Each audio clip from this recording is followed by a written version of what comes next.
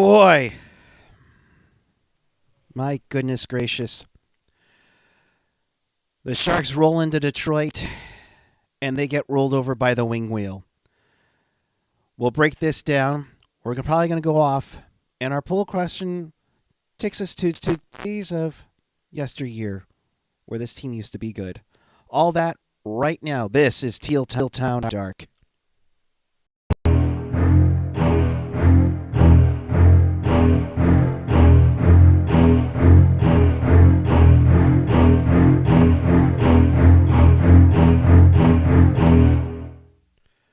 Good evening, everyone. It is Tuesday night, January 4th, 2022. The San Jose Sharks decided not to show up again on the road trip as they lose 6-2 to the Detroit Red Wings. That's right, they've given up 14 goals in this two-game road trip so far. Welcome to Teal Town After Dark. This is your live interactive Sharks postgame. We do this after every game because why? Because we're dedicated Sharks fans. That's why.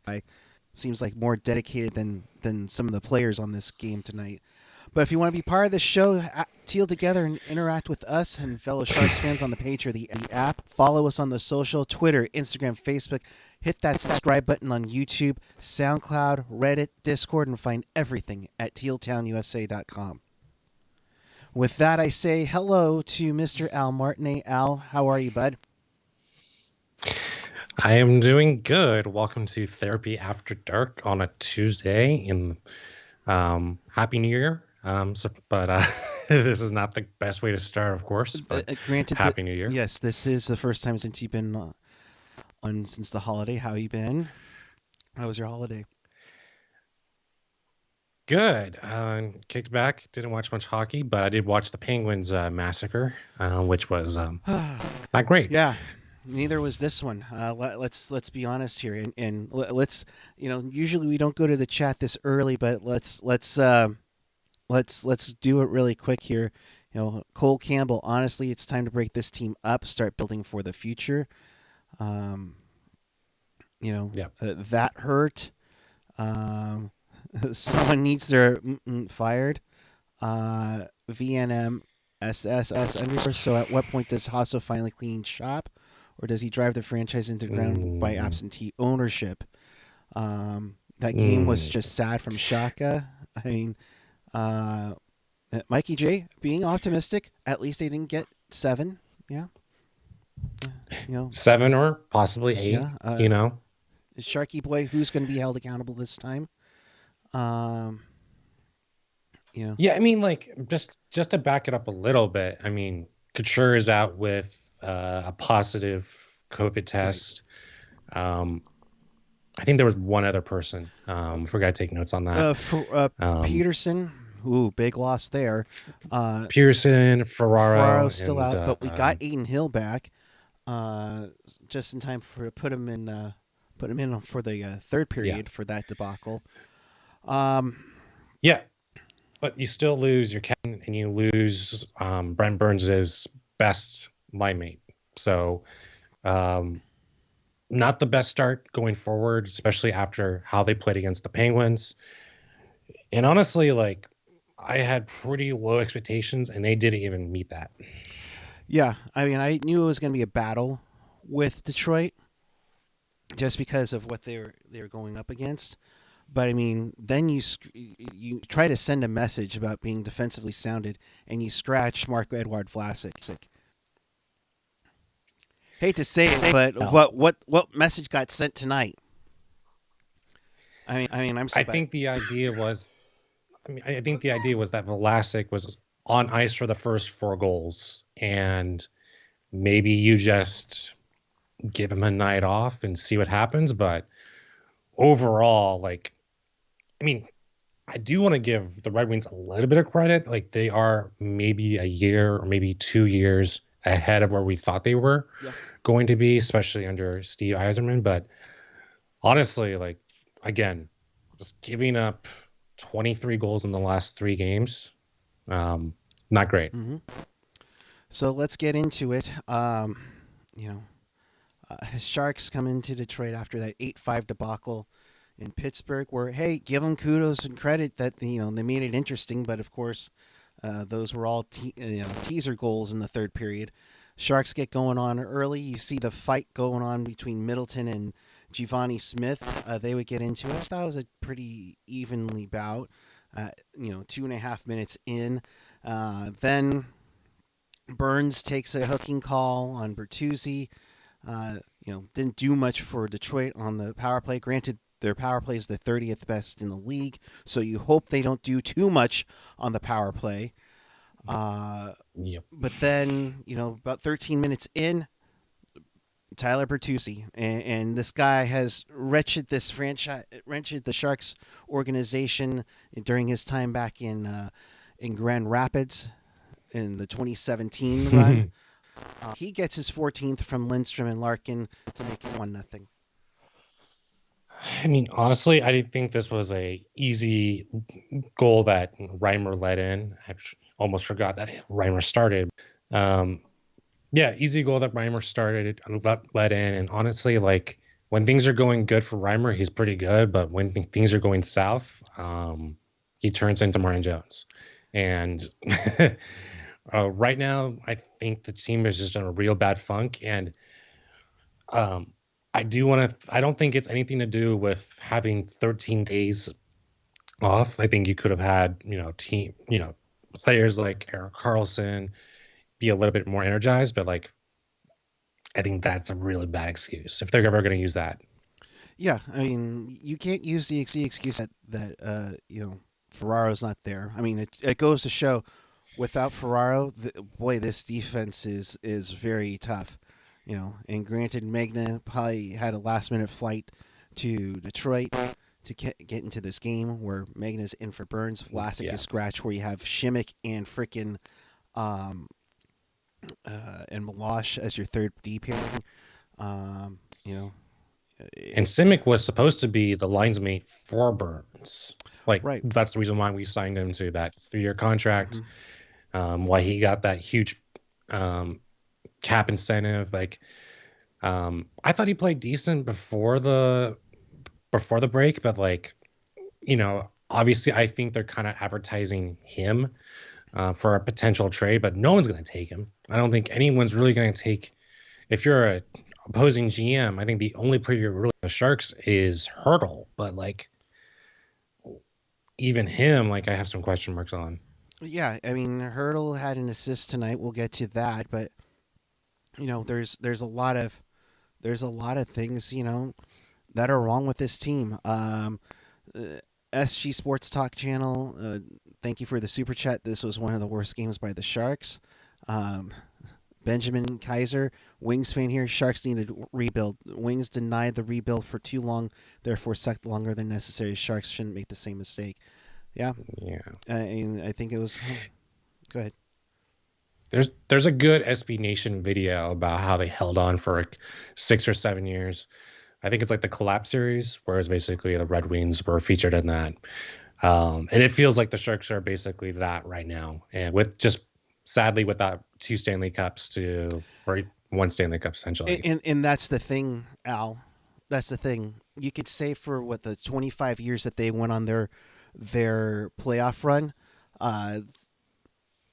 they got cups from that 1991 to 2016. They got 3 cups, and like Sharks had unprecedented luck with getting Pavelski in, what was it, the 7th or 8th round, getting Vlasic in the 2nd round. Like, when they hit, and like, but the last 4 or 5 years, and we've talked about the Kane trade, we talked about letting Pavelski go, but those 2 decisions have set back the team for the next 7 to 8 years. No, sorry to interrupt that, but it gets magnified in these games because that you have good young players coming, but they're going to be at least 2 years out. And this is the garbage that the team has right now. And there's some diamonds in the rough. You can give some kudos to Barabanov, but you can be like Noah Gregor. Now you've had no goals in 11 games, and you're the one that said, I want to stay up here in the NHL. You're not showing it. Nick Merkley's been trying to get up here again. He got scratched a couple of times. He gets replaced by Scott Reedy. Reedy's on the fourth line. Hell, our fourth line, I believe it was Corey Masasic, the new athletic writer for the Sharks, who said this. The fourth line had 2/3 of it playing its third NHL game tonight. Only Jasper Weatherby had more games experience. Yeah, I mean, I've said it before, I think on a couple of shows, that like even if the Sharks made it to the playoffs, but lost in the first round, what's the point? Like, you're gonna let Hurdle walk for nothing? Is that something you really want as a Sharks fan? Like, to go through another playoff exit? Like, just be honest with yourself. Like, get everything you possibly can from Hurdle, get anything you can from Simic, and just call the season as it is a wash. The thing though, Al, and I think I mentioned this, I forget which game it was I was on last week. The thing is that they're right in the thick of the race. And that's the tough part. If this team was in the top 3 in the division, that's different if you want to have Hurdle. But if this team was the bottom of the barrel, oh yeah, we're Joe Will right now is taking calls. Right now, you're right in the thick of it, and you're kind of up in the air as to what do you want to do. And the tough part is that you're still trying to sell tickets. Meanwhile, you see the Warriors are selling out the building at Chase Center. You see the Niners are selling out, Levi's, and you're bringing up, maybe 10, 11,000 at the tank. Another thing just to keep in mind is the NHL likes to keep as many teams as competitive until the trade deadline. So, it isn't. I mean, if you look at the trade schedule, most of the Pacific Division opponents the Sharks are facing are way after that. And there's a pretty good reason for that. It's to keep the Sharks, the Kings, the Anaheim, the West Coast still involved, who we all thought who were going to be tankers. Anaheim, real big surprise. LA, probably a disappointment in some regards this season with what they did and who they got through the draft. But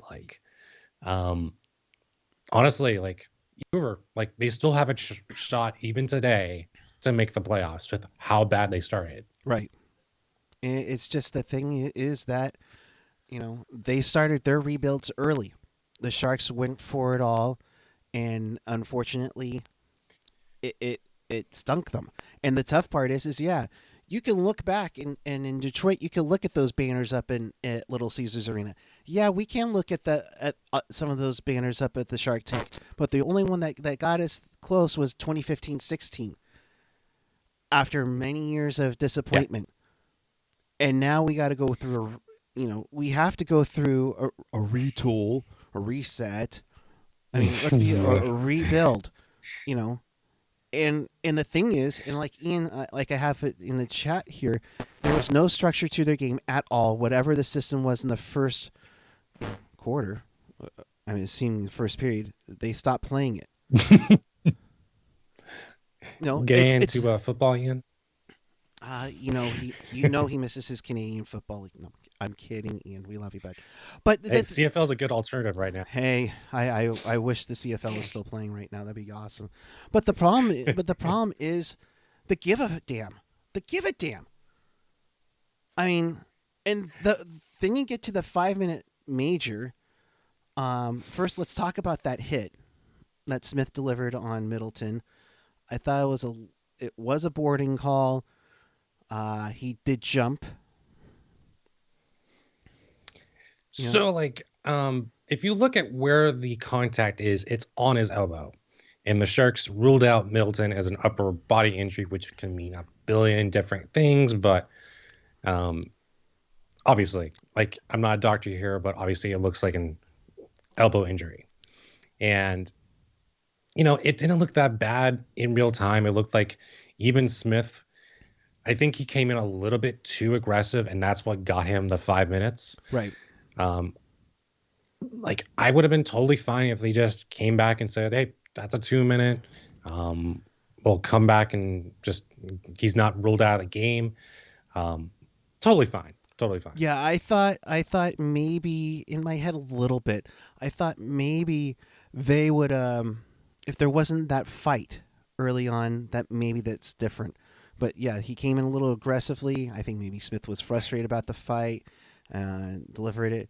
Middleton wouldn't return to the game, so the depleted Sharks defense goes down to five defensemen for the rest of the night.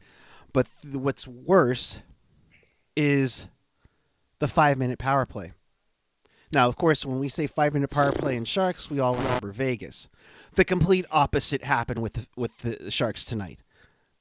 You know, they not as bad, but yeah, I get the saying. Like, but to back on just Middleton for a quick second, like Middleton has been one of the best players for the Sharks this season.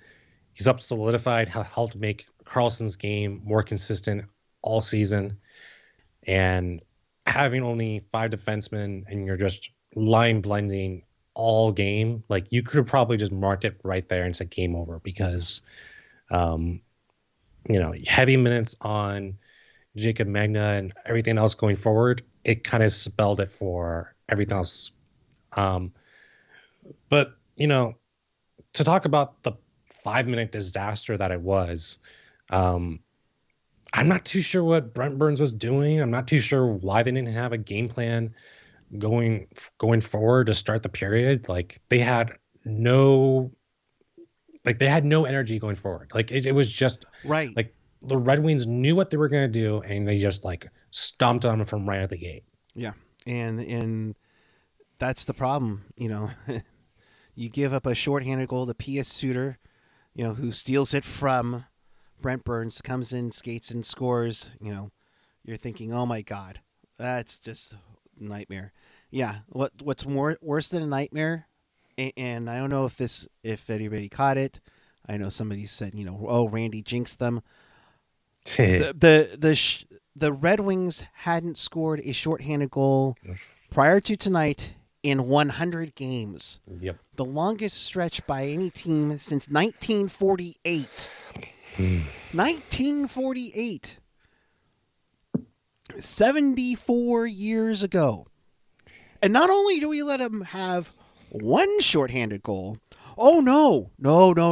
We need to let them have another goal.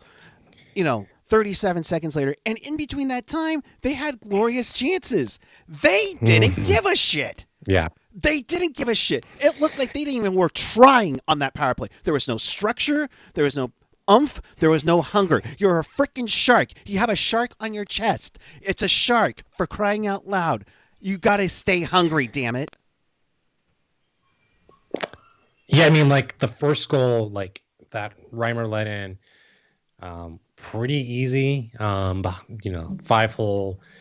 But like the next goal, like what's starting to pop up more and more and more is that shooters are aiming for that blocker side, blocker left-hand corner. And that's where most of the shots were going. And even like Reimer is like going down a lot faster than he needs to be. He's not staying up, covering most of the net. I'm not too sure if that's a size thing just because of how he plays, but man, like you didn't even see like it was a 2-on-1 most of the time, but you didn't even see a second skater get back in the frame. It was more alarming. And I don't really have much of an issue with the Sharks power play this season, but like the bigger issue is that there's just not a lot of options on it. When you watch, teams like the Capitals, they usually run like a triangle offense. So like if there's no one open on the middle, they'll just skate around the net and just keep on circling. There's none of that. Like there's no sense of progression in this power play. It's just a Brent Burns or an Erik Karlsson shot from the point. And I don't know what to say. Like when was the last power play goal for the Sharks? And it's been a while that I've actually. They had that one against Pittsburgh, but after tonight, 1 for 15 in their last 7 games. on the power play. I mean, I don't know. Can you hear AJ's drum from San Jose? I know you're south of him. I'm north of him. I can hear it from the Central Coast. Yeah, I mean, come on, guys, wake the hell up. I mean, are you serious here? To quote Taylor Twellman after the U.S. team got eliminated from World Cup qualifying years ago, what are we doing? You have no identity. You have no identity. You don't know what you're doing. You're supposed to be, we're supposed to be a defensively sounded team. Yeah, you've given up 23 goals in the last 4 games. You've given up nearly 6 goals a game, which would be great if you actually had some offense. I mean, I barely heard Timo Meyer's name tonight. You know, if it weren't for Hurdle getting high stick late in the game or getting the assist on the Barabanov goal, I barely heard Hurdle. Yeah. You know, did Jonathan Dahlin play tonight? I it's don't know if he skated. And that's the point. That's the point, Al. I don't think they called Dahlin's name all game. You know, so let me calm it down a little bit. Last time the Sharks allowed 2 shorthanded goals was on November 25th, 2009 against Chicago, when Hossa and Sharp scored 28 seconds apart. Last time the Wings had scored 2 shorthanded goals was December 17th, 1999 against Colorado. Some guy named Brendan Shanahan and Doug Brown got it for the Detroit Red Wings. I mean, Brendan Shanahan, wow. Right? I mean, so that made it 3-0 Detroit, and at that point, I think I even saw Curtis Pashelka tweet out, "Stick a fork in this." I mean, when you're calling game over 3 minutes into the second period from your beat writers, damn. Yeah, and normally beat writers tend to go the company way. And honestly, like, who is the leadership in the locker room? We always get back to this question because normally when you pay a guy $11.5 million, he kind of is the leadership in the locker room. And yes, they didn't have Couture. Yes, they didn't have Ferraro. And yes, but like normally that is the next guy up, and it should just fall to the biggest superstar, supposedly, the most paid, biggest paid defenseman in the league, and that's obviously one of the biggest shortcomings of Erik Karlsson. Now, it's not totally on Erik Karlsson's fault tonight. Like, I thought Brent Burns was pretty abysmal tonight. Like, the one penalty he drew, or he got called on for the first period, the 2 turnovers in the second, and I think he turned over the puck again in the third period. Yeah, he did. That led to another goal. So, again, not all of it was on Karlsson. I do think he is somewhat of a scapegoat, an easy one in that fact, because of yes, I completely agree with you on that. For $11.5 million, that makes you a scapegoat, and that puts the spotlight on you. And I think that absolutely no doubt about it. Has he been better this year? Yes. Lately, not so much. Yep. You know, I'll be perfectly honest. Karlsson defensively needs to be better, but are we paying him $11.5 million to be like that? No. No. He's an offensive minded defenseman to do that. And if you look at the best teams that Karlsson has been on, when the Sens made that run to the Eastern Conference Finals, they had Hoffman, Young, they had pretty good talent at forward, Mark Stone. They had stable goaltending, but like at least their forward depth was like 3 solid lines. And that's why I've always been kind of defensive of Erik Karlsson, because like as soon as they brought him in, like they had 3 solid lines plus a decent fourth line, and that's why they made that decent run in the Western Conference Finals against the Blues. It's not, and then of course when they signed the extension, 11.5, a lot of that forward depth got taken away because of him. Right. So, he definitely cashed in. Salute to him. Like, get your money when you can. But the biggest issue is that there's just no forward depth at all. And that's why I'm kind of been glad that William Eklund is still on, over on the Swedish side, getting the experience, not with the Barracuda team, because I don't want him anywhere near Evander Kane. And there lies another issue that will in the offseason, because I guarantee you nobody's calling Sharks brass for Evander Kane right now, especially at a $7 million cap rate. So, and granted, and Ian's right, Karlsson, even when injured, he played through that heel injury, if I'm not mistaken, was the MVP of that Sens run. I mean, he had a heck of a run. He had some heck of support players, and that's the other thing, too. The Sharks need support players, and that's the problem. These guys need to be better consistently. And, for a guy who, got a moment in the minor leagues, Jasper Weatherby, he got a tip off of that Burns shot from VL at 403.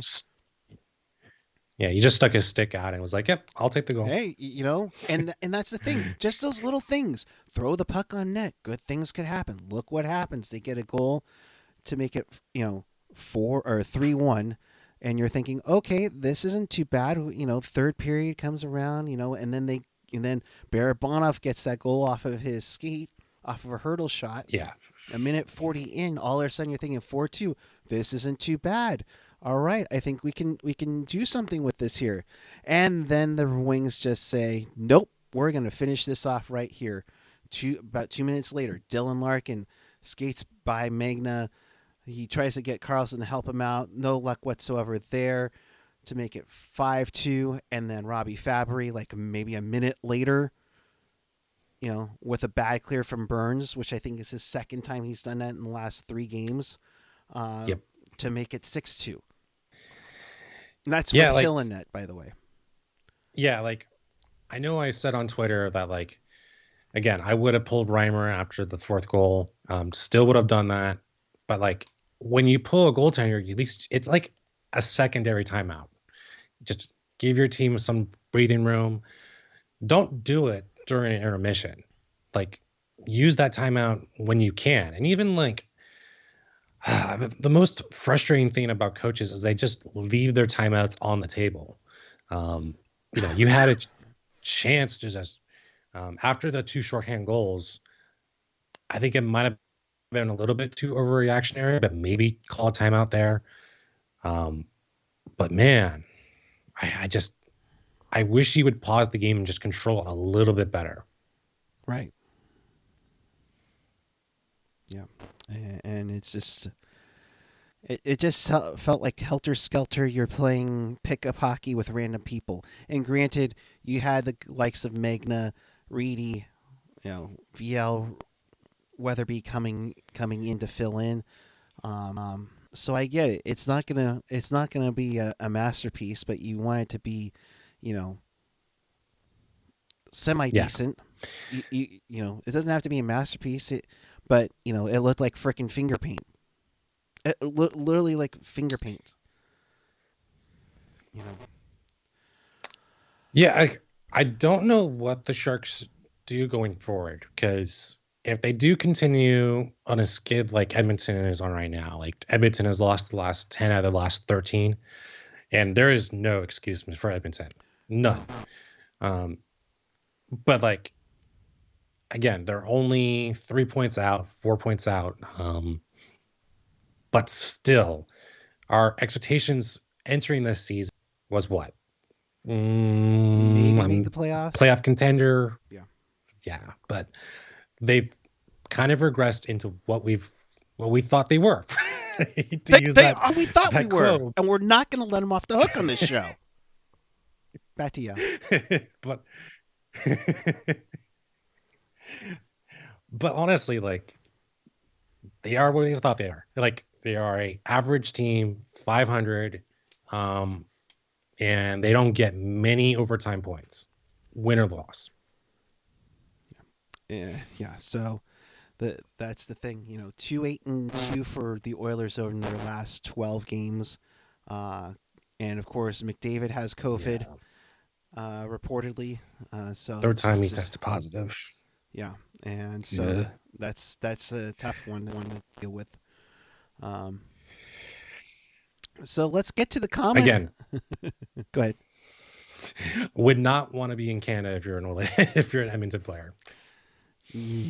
No kidding. So let's get to the comments from the locker room here.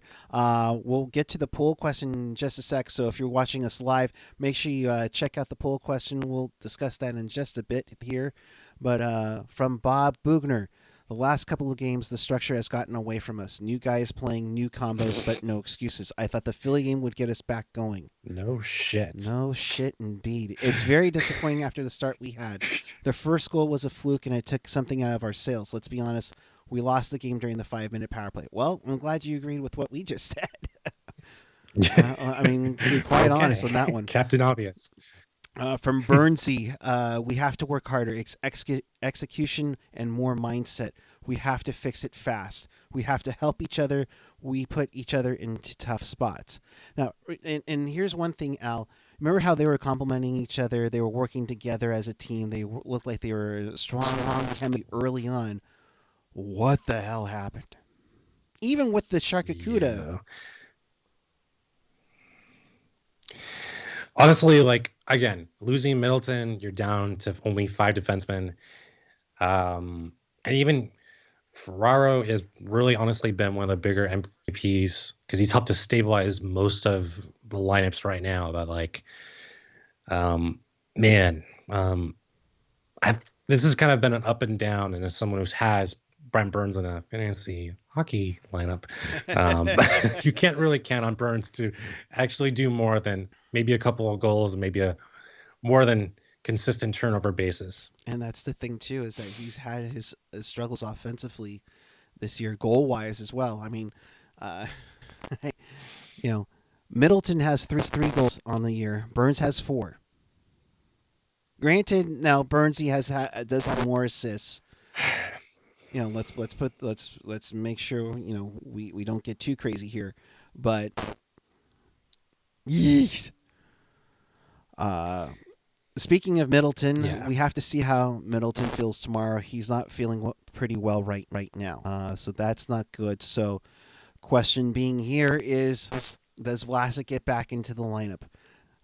Ferraro is supposed to be cleared to come back to the Sharks for the game later this week against Buffalo.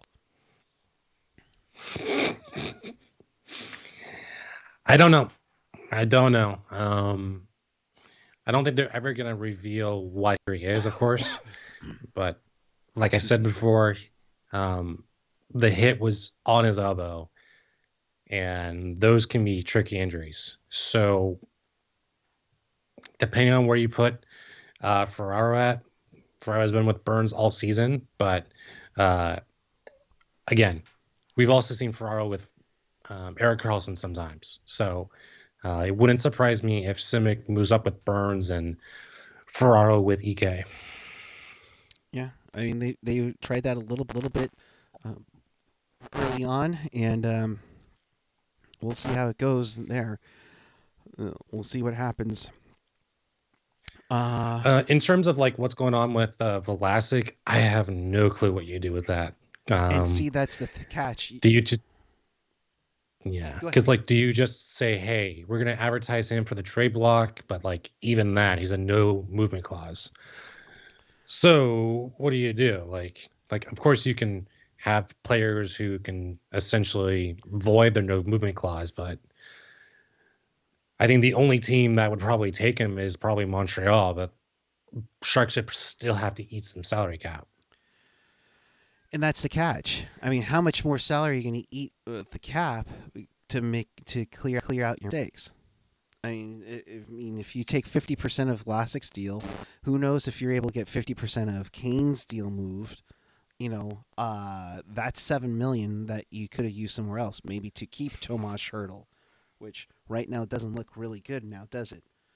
Um, and we'll I get to some of mean, his comments that uh, he put just in a little bit. honestly, like I'll bring up like Kane's 3 teams he would like to go to, and that's really one. And this is the biggest fu to the Sharks, but like essentially, his 3 teams are the Tampa Bay Lightning, the Winnipeg Jets, and the Buffalo Sabres. Hmm. Now, do you really think he wants to go to Winnipeg or Buffalo? Like, really? I mean, the guy I don't think has any interest, let alone being traded or let alone playing in a consistent NHL basis. Right. So I don't think talking about Kane being traded is just a waste of time right now, and I try not to talk about him as much. Yeah, because it's going to be irrelevant. They'll have to buy it eventually. And then for Vlasic, it's going to be tough to move around. And for a guy who's supposedly a great defensive defenseman, and granted he was for a number of years, but for now, who's going to pay $7 million for a defenseman who doesn't play defense? And that's the tough part. Hurdle kind of went off tonight in the post game. Just slowly going through some of these comments here. We missed guys before and we're able to win. It's no excuse. We have to show up and play better D.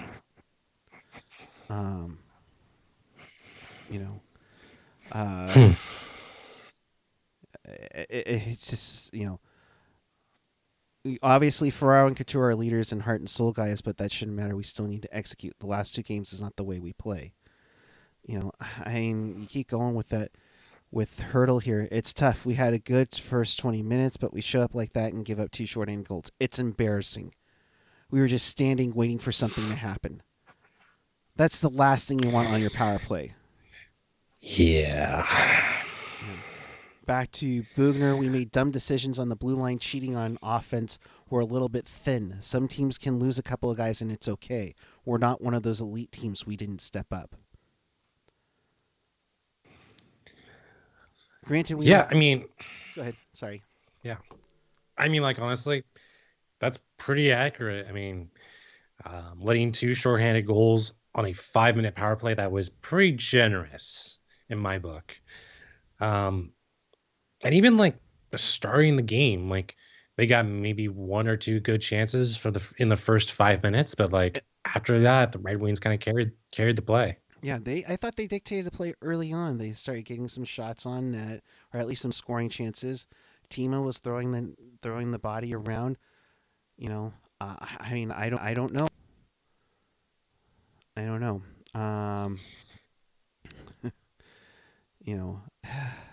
Let's see, where are we going here? You can't be a couple of points behind in the playoff race and get to that point where every game is we have to be.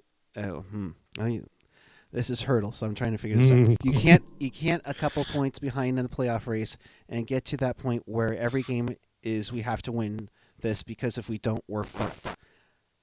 So Hurdle drops an F-bomb. Apologies for everybody who heard that one, but Hurdle dropping an F-bomb, and saying it's embarrassing. I'm gonna go out on a limb and say Hurdle is pissed right now.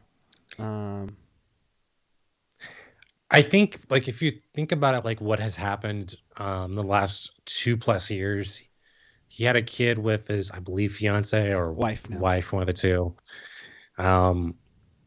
Like, if the Sharks decide to move him, that means that essentially they would have to move his family and everything else and the relocation process. And, there's a lot of other things that go along with just essentially trading a player. And I think that's more what he's leaning on to than essentially just playoff races and all that. And I think he pretty much knows that he's a big name at the trade block. TSN's going to talk about him like crazy when we start to get a week or 2 close to it.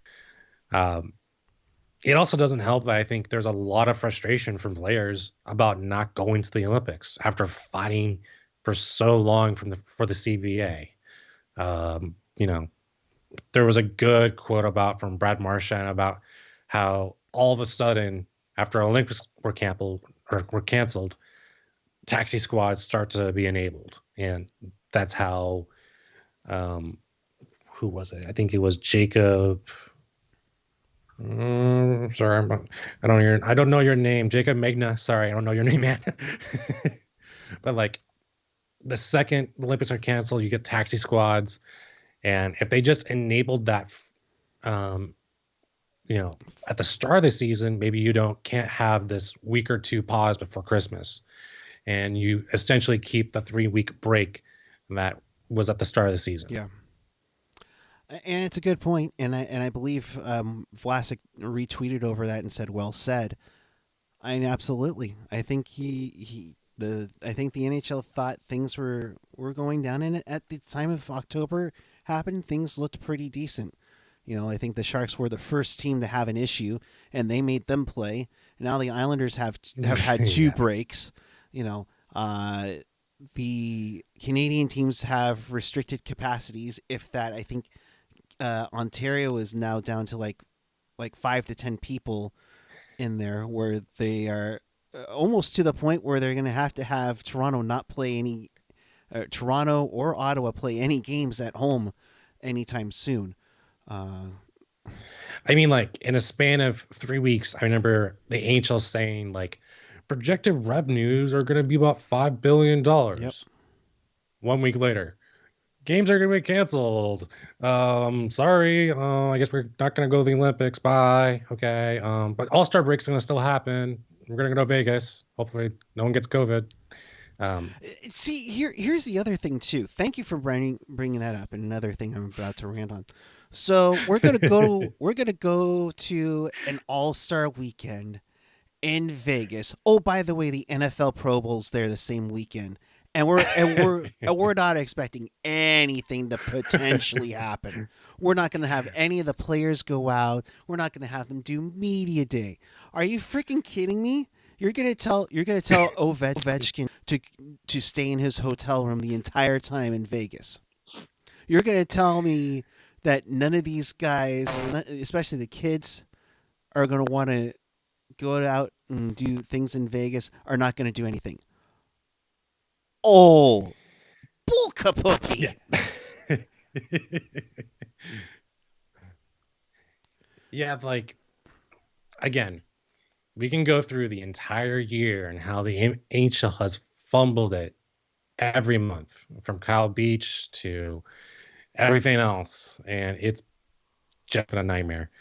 Um, I want to say thankfully the game hasn't been that bad, because for the Sharks it really hasn't been that bad at times, but we knew at some point the league was going to get the Sharks.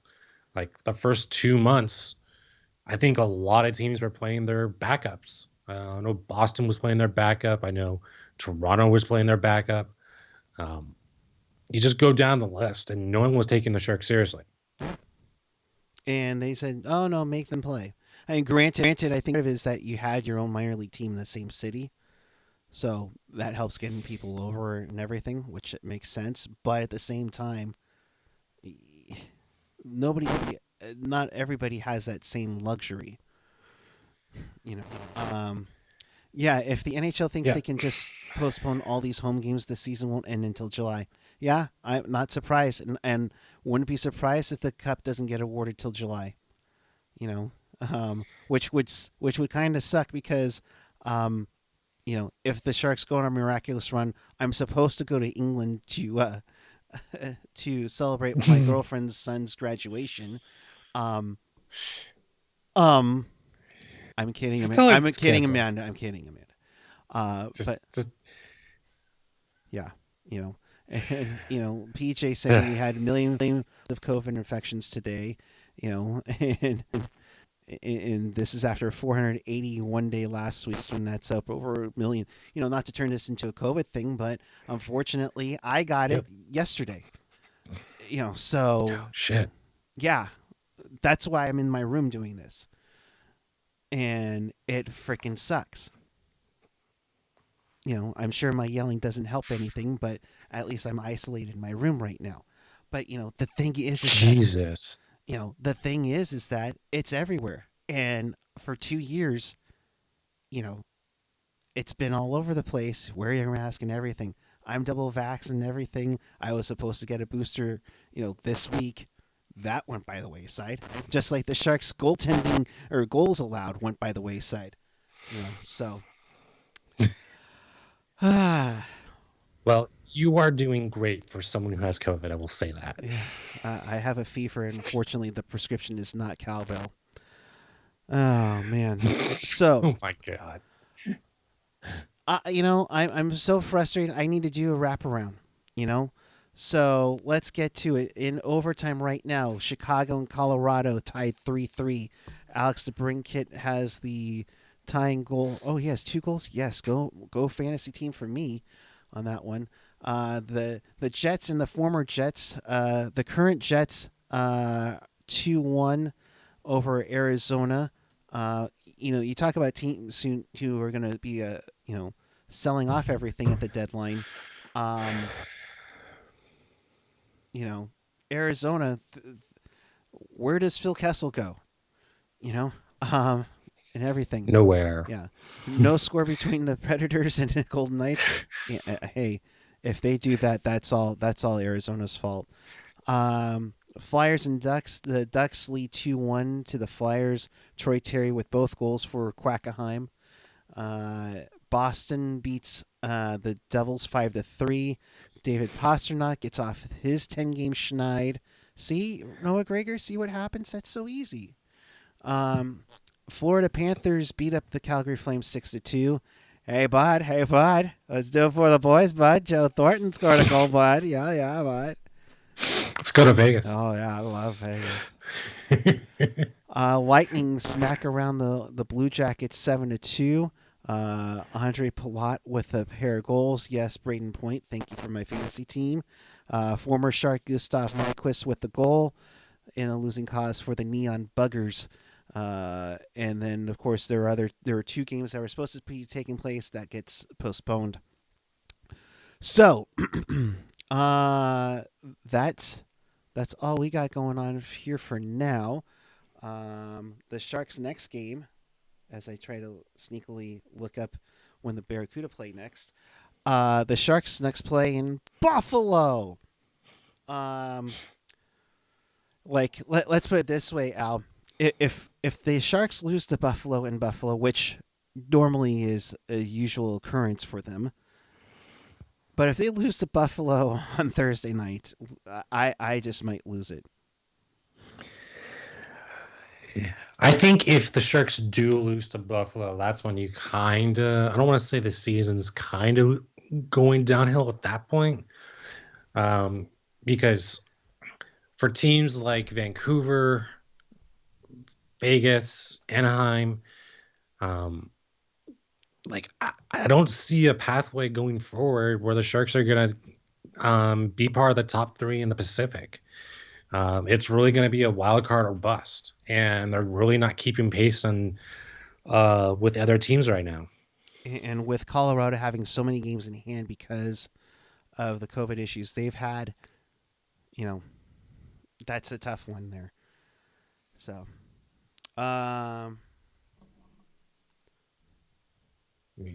so let's see here. Let's take a look at the poll question here. We did ask you on this night tonight, since we were playing the Detroit Red Wings, and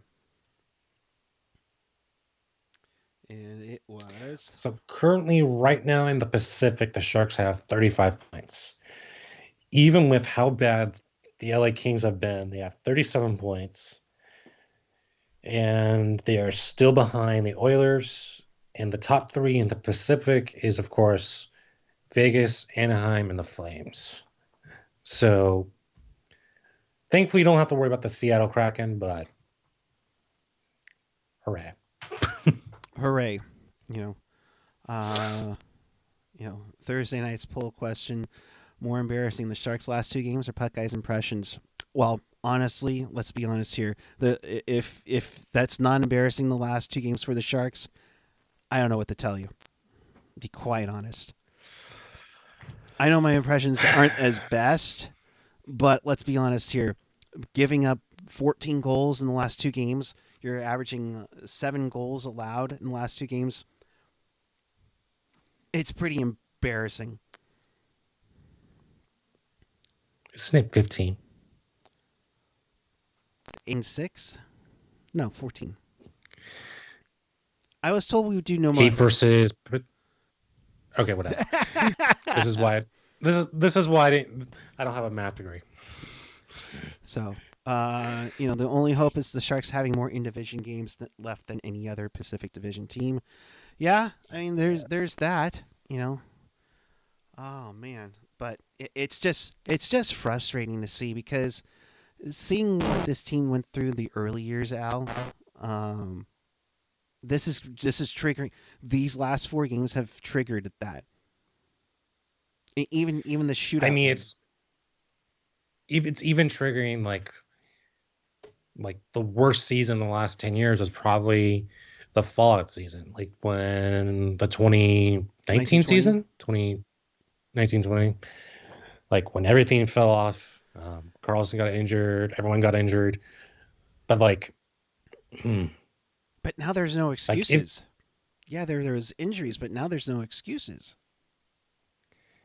There's no excuses, but even I'm trying to stay positive with this team. But if you're going down the list, versus the Pacific, do they match up well against Vegas? Really, no. Vegas it has the size, the speed, and they're going to get Eichel in probably 4 to 6 weeks. That's just insane that they're going to get that quality player for their playoff stretch that we didn't think was going to even get this season, because of how many things went wrong in Buffalo. That's a totally different subject. But, yeah, but for Vegas, it's really cup or bust. Let's be real here. Even if it's cup or bust, they still can come back next year and still be cup or bust. Top to bottom, that management team, they've built what the Sharks had for the last 10 years, or at least in the early 2000s and in 2010s. A solid core, great forward depth, kind of shaky on Leonard at times, but you can at least work around his goaltending. But that's a playoff team that is going to go for the next 5 to 6 years, regardless what happens with Stone or with everything else. Yeah. Oh, unfortunately, the poll question went away, but I'll ask you, Al. Back to fun, better times. Which playoff victory was more sweeter against the Red Wings? 94, 2010, or 2011? 94 was the Jimmy Baker one, right? Yep. I'll just go with that, because I'm trying to think what 2010 and 2011 were, but I have no memory of that. That's really, really bad of me, but 2010. Oh wait, 2010 and 2011 was essentially thinking we're gonna be the next one to step over the Red Wings. Okay, I remember that a little bit, but 94. Yeah, I'll go with 94. 94 for me, of course, and me and AJ romanticize about this all the time. Just how everybody in the community in the Bay Area was into the Sharks. You couldn't go anywhere without seeing Teal. It was amazing how all the sportscasters had to learn how to say Makarov and Larionov and Urbe. 2010 was great because the Sharks were up 3-0 on the Wings, and they finished them off in 5. And 5, yeah. And that looked like that should have been the team. And I say this for a lot of playoff teams for the Sharks, but that looked like the team that was the one that should have gone all the way. I've kind of said this before once or twice, but there was a sweet spot between 2006 and 2010, before the Giants won their first World Series, where the Sharks had a chance to have the Bay Area spotlight. Yep. And they just blew it. And 2010 is that team, if they did it once. And yeah, they got swept by the Blackhawks, and the Blackhawks were God, they had so much talent on. Like, if you look at how much talent they had, it was just not going to happen in hindsight. But if they would have done it in 2010, you would have actually had, Randy Hahn not in the skyscrapers. You would have had him hopefully in the stands or in the equivalent to that. Right. Yeah. 2010 was a great run. Unfortunately, Chicago got in the way of that. Yeah. 2011, they were up 3-0 again. I remember Setaguchi having that hat trick, the overtime winner, and then the Sharks almost got reverse swept in that game. But then Patrick Marleau gets that game winner, after Jeremy Roenick called him gutless. Yeah. I mean, there are so many stories to all of these series. That clown. Yeah, exactly. But yeah, it's always curious, and I think at the time I was seeing 94, which I'm not surprised was one of the leaders. So, but what is one team? I think the best team, and I know this is after the Sharks made it 2015, 2016, the Stanley Cup, but if they would have stayed healthy for 2016, 2017, and that team was just decimated with injuries, with Thornton, go down the list. Thornton had that knee issue he tried to play through. Freaking Couture had the major puck to the mouth, and they were taking headshots with them. That's every day with him. It seems like every year. Ask Rocket about that. No. But there was a reason why we thought they were going to be a President's Trophy team at that point, and then injuries just decimated that team. And that was Edmonton's McDavid's, I think, first and only playoff series win, I think, at that point. Mm-hmm. So, not saying it's coincidental, but conspiracy theorists, go ahead and go down that. We might have a trivia night down the road, and I'll say this: the answer to one question will be: this team has given the Edmonton Oilers 2 of the last 3 playoff victories. Oh my God. That's right. If you look at the last 3 playoff victories for the Edmonton Oilers, it was the Sharks in 2017, and in 2006 it was the Sharks in the second round, and then they lost to the Mighty Ducks in the conference final. Yeah. Oh man. But the sweet spot, like, again, if they just made it in 2010, they could have done it. Yeah. But all right. And on that note, in case you missed anything and you don't want to watch this again, check us out on tealtownusa.com or your favorite podcatcher. Hey, I don't there's a really good segue for this one, Nope. You can check us out on Apple Podcasts, Google Podcasts. Subscribe to that YouTube channel if you haven't already. It really does make a big help for us. We thank all of our subscribers already. We appreciate you. Don't forget to hit that notification bell. That'll notify you when we do go on the air after the game. Don't forget us. We're also on SoundCloud, Spotify, TuneIn, iHeartRadio, and of course, always available at tealtownusa.com. So, Buffalo. Not to zeal Zach. They better win, or you just blow up the damn team. I don't care. Are you doing that game with me on Thursday? I might do it with Ian. Oh boy, that should be an interesting one. Oh, angry Ian! If they lose, Ian's going to be in top quality himself. Oh, this will be good. Yeah, this will be good. So, be on the lookout. You might root for the Sharks to lose that day. I don't know about that, because our luck. That you know what we'll do if the Sharks lose to Buffalo on Thursday. We're breaking out the draft lottery simulator. That's what we're going to break out Tankathon if the Sharks lose to Buffalo. I don't want to do that, but at this point, I'm about to be going livid if they give up another 6 or 7 goals to an inferior team. So screw Martin Jones. Oh God! And then you go to Philly after Buffalo, and then watch Martin Jones gets a shutout. Oh man! Oh man! We might as well shave Ian's hair that night. I don't know. Okay, we're getting ahead of ourselves. I'm too frustrated with it. I need to be a little more even keeled. I apologize, everybody. But Al, thank you as always. I appreciate it. Always a pleasure, dude. Props to you for even doing this with you having COVID and all that. Hopefully you get better.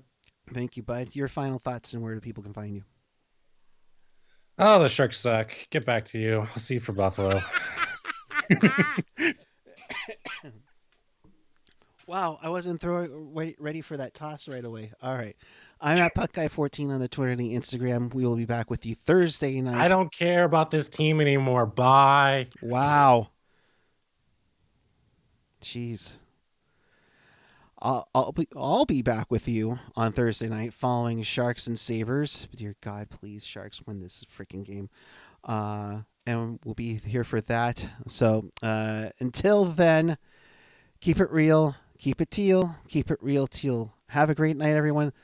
The conversation now shifts over to Discord. Have a good night, everyone.